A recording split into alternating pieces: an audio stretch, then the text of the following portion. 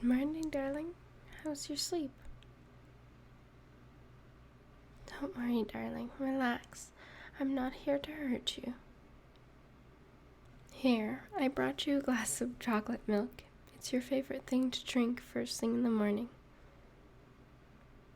I know this is a little scary, having a stranger greet you first thing in the morning, but give me a moment to explain, and I'm sure you'll understand. You always do. This is never easy to tell you, but a few years ago, you were in a terrible accident. Here is the newspaper. Look at the cover. Yes, that's your car. A few years ago, you were injured in a serious car accident, and this is your medical record. Once you recovered, they realized you were having trouble remembering things. Eventually, they diagnosed you with short-term memory loss. You relive the same day over and over again, never able to remember what happened the day before.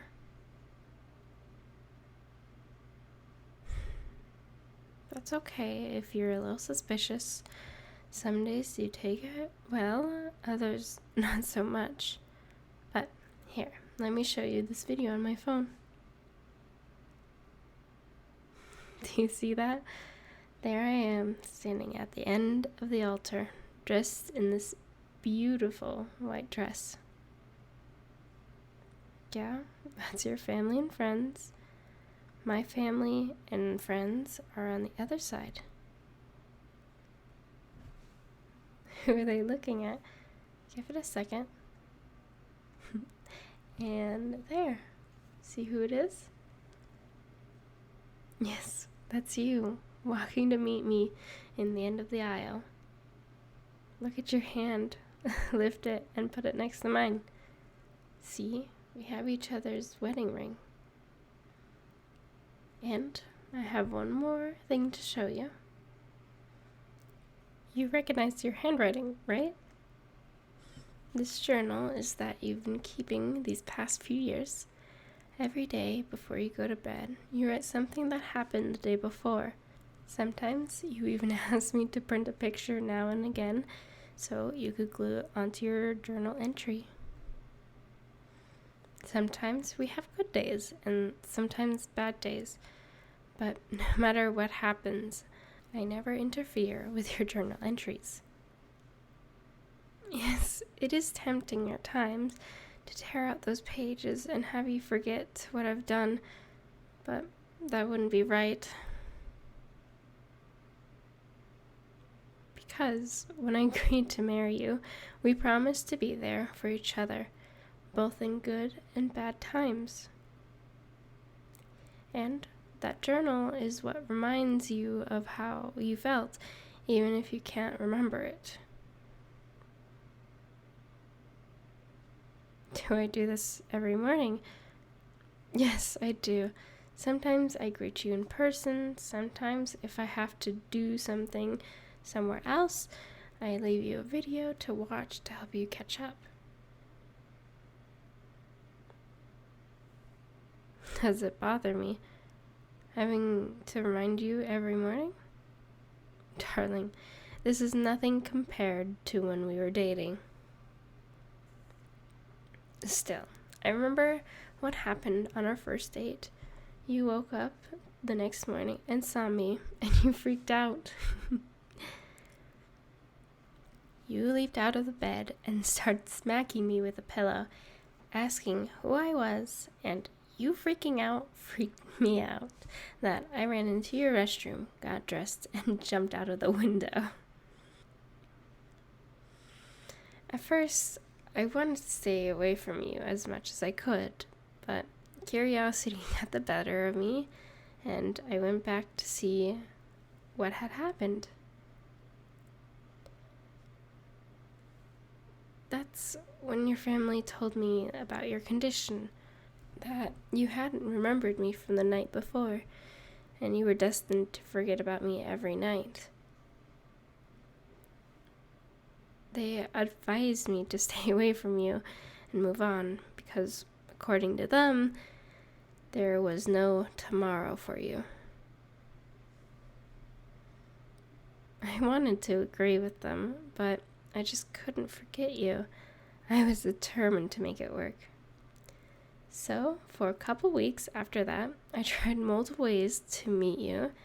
You always kept the same routine every day, so I found new, creative ways to meet you in different ways. One time, I posed as a construction worker. Another time, I pretended my car broke down so you'd help me. My favorite one was when I asked my friend to pretend to beat me up so you could come rescue me. It was all fun and games until you tackled him to the ground and started the Wall of Jericho wrestling move on them. He's still mad about that. But anyways, my point is, I never gave up on you, even when you almost did. Shortly after we started letting you know about your condition, you said that you wanted me to help you forget about me. You told me that you felt like an anchor that was dragging you down, that you were holding me back from being with someone who could be there for me for more than a day. I pleaded with you to change your mind, but you refused. You even threatened to burn your journal and have your family ban me from ever seeing you again. So I had no choice but to agree. That night, as we were going over your journal and all of our photos, we started realizing how much we meant to each other, learning all the things we knew about each other.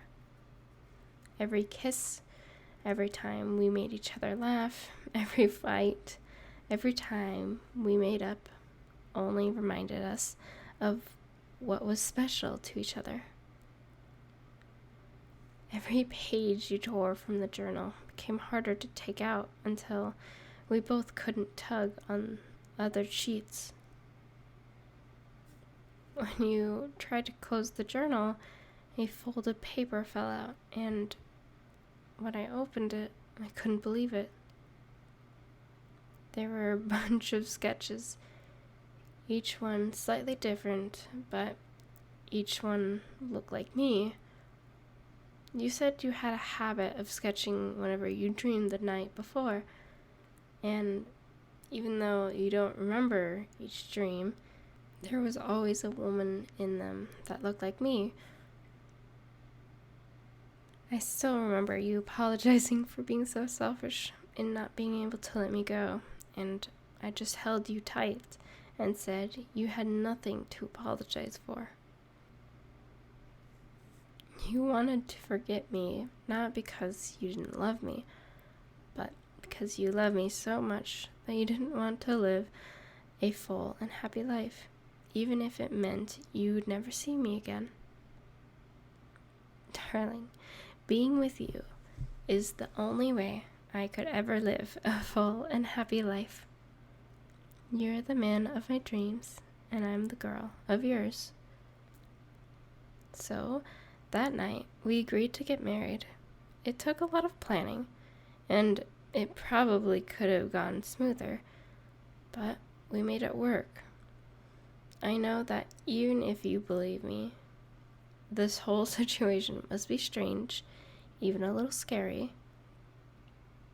But just know I care a lot about you, and that I would do anything to make you happy, just like you always do to make me happy. I'll give you a minute to get dressed, but when you're ready, come downstairs and join us for breakfast. Your daughter always loves to see you first thing in the morning. I love you.